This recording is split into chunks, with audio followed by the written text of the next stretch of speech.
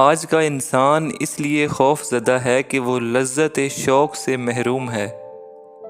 کثیر المقاصد زندگی خوف سے نہیں بچ سکتی۔ رحمت حق سے مایوسی ہی خوف پیدا کر رہی ہے۔ لالچ ختم نہ ہو تو خوف کیسے ختم ہو سکتا ہے؟ انسان اپنے آپ کو جتنا محفوظ کرتا ہے اتنا ہی غیر محفوظ ہوتا جا رہا ہے۔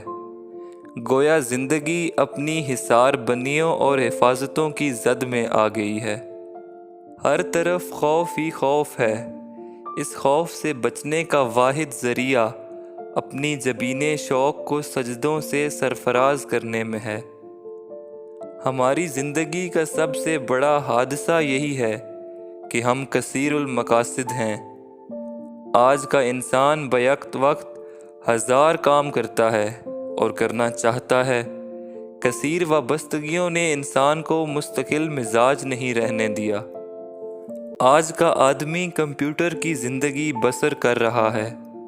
مشینی عمل سے مسلسل گزرنے والا انسان مشین کا حصہ بن گیا ہے۔ جذبات سے محروم، نہ آشنا، نہ محبت سے آشنا، نہ وفا سے باخبر، نہ غم سے گزرتا ہے نہ خوشی کو جانتا ہے۔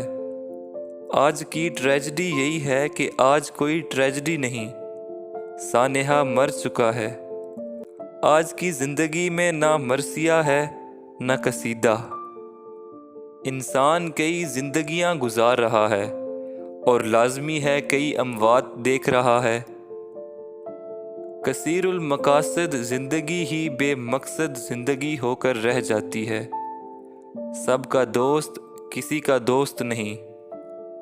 ہر ایک سے بے تعلق اپنی ذات سے بھی لا تعلق ہو کر رہ گیا ہے۔ صرف شکل انسان کی قائم ہے، صفات سب بدل چکی ہیں۔